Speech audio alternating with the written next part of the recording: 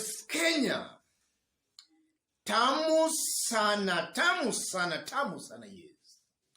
It has been a day of high political intrigues and high voltage politics.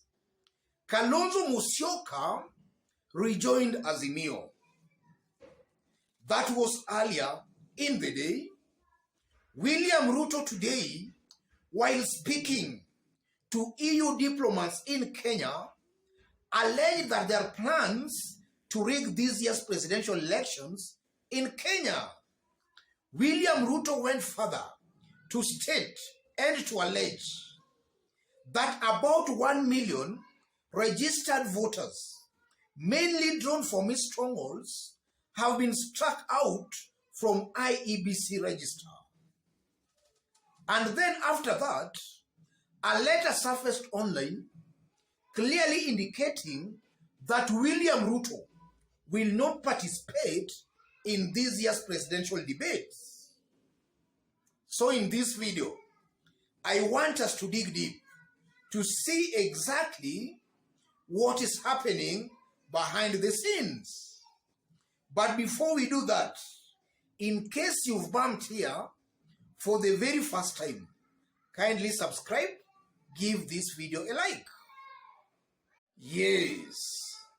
Some few hours ago, a letter surfaced online and it has been proved that it's coming from William Ruto's team. In the letter, William Ruto is clearly not interested in this year's presidential debate. Let's have a look at the letter. And from your screen there, you can see William Samoei Ruto, Presidential Campaign Secretariat, statement on presidential debate. It's a very long letter and I cannot read the whole of it. So let me read just the section I feel is very relevant, or rather is relevant to our discussion right now. We wish to highlight the notorious instance of runaway abuse of public bandwidth by Royal Media Services, a license which has converted its platforms, especially Citizen TV, Inoro TV, and Inoro Radio, to official campaign mouthpieces of the Azimio la Umoja. The Daily Nation complements these abuses by becoming their print counterpart. We expect the media to play their rightful role in cultivating a healthy, robust, and inclusive discourse. Our democracy depends on the media to make our political environment less divisive and less toxic. Under the current partisan media environment, we have advised our candidates against participating in the presidential debates. Hussein Mohammed, Director of Communications, William Samoei Ruto, Presidential Campaign. That's the letter. And from the letter, it seems Kenya Kwanza Brigade is advising William Ruto not to participate in the presidential debates. And then earlier on in the day, William Ruto also alleged of plans to rig this year's presidential elections and even went further to state that 1 million voters have been struck out from IEBC register. Listen into William Ruto again. It is, however, obvious and clear to us that there are functionaries in government who want to undermine the capacity of the IEBC to deliver a credible, transparent, democratic election. We are writing to the IEBC.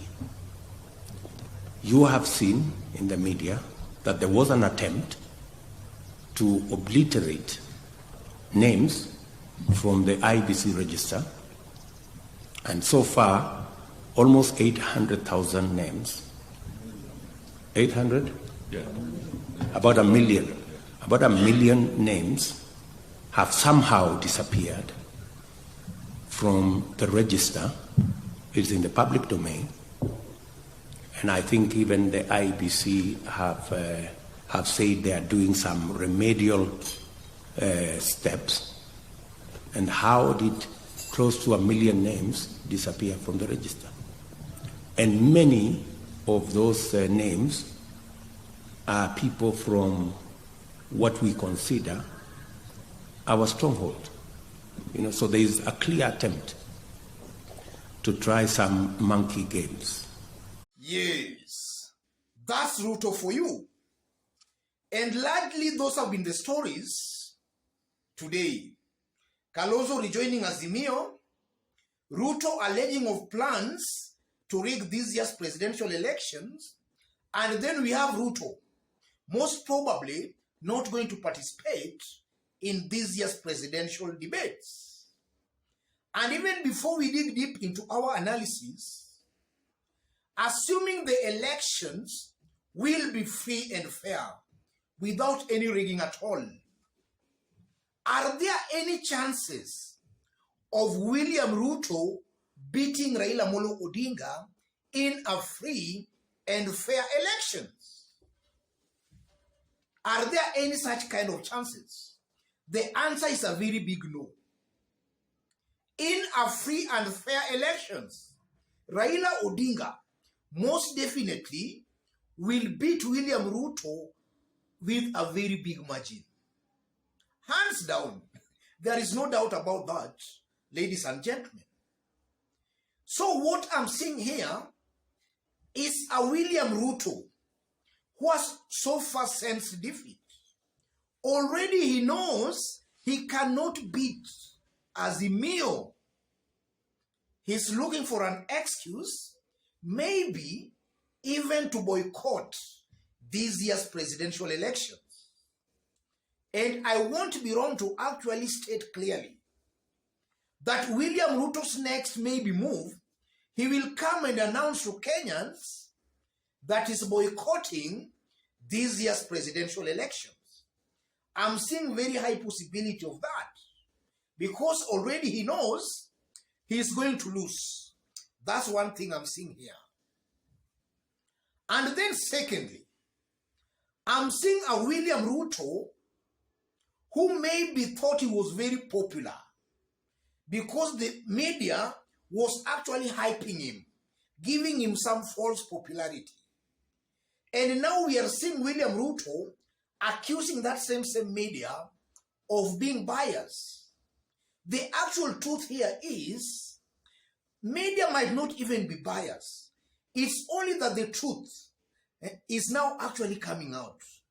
William Ruto's true popularity is now manifesting itself. And that popularity he has all along been enjoying has been a false popularity. A popularity that does not exist. So media actually, 2 months to the elections, media houses mostly are just reporting the exact things that are happening on the ground. William Ruto all along was being favored by the media. Media is now not favoring him, but just trying to highlight the truth as it is. That's what William Ruto is branding as bias. The same William Ruto, as Raila Odinga and the NASA and Court Brigade were complaining about election rigging, William Ruto has been consistently attacking and abusing Raila Odinga. Huyu jamaa akubali matokeo. Perennial loser. That has been William Ruto. In fact, I still remember William Ruto saying that even if it's Oburu Odinga to be the IEBC chairman, he has no problem. Why is he complaining right now? Things are not adding up for him. Already seeing himself losing. Things are not adding up. So as I conclude, ladies and gentlemen, those sentiments by William Ruto are not here nor there. Ruto is just a person, and largely that team of Kenya Kwanza, that's a team that do not have any agenda at all. And the mere fact that William Ruto is now fearing the presidential debate is another confirmation that all along, William Ruto has been lying to Kenyans. All these things has actually been talking in public rallies. He cannot actually explain them in a sober atmosphere. William Ruto fears that. He knows he has actually been lying to Kenyans. And then if you look at his running mate, Rigathi Gachagua, Rigathi has actually no content even to convince himself. That's why I believe William Ruto might be shying away from the debate. He knows he has no content, and he knows all along he has been lying to Kenyans. And he knows that the debate will also expose him to Kenyans, because I know he will be asked about Aror and Kimware dams. He will be asked about Weston Hotel. He will be asked about the tear gassing of Langata and school children. He knows he will be asked all those things. And those things will just expose him to Kenyans. And he will also be asked about Jacob Juma. That's why he's afraid of going for the debate. Otherwise, ladies and gentlemen, let me leave it there for today. Stay tuned for our next analysis on Johnson Sakaja. There are some information we are gathering that Sakaja might actually be banned from contesting Nairobi gubernatorial seat because he does not have a degree. So stay tuned for that next analysis. God bless you. God bless Kenya.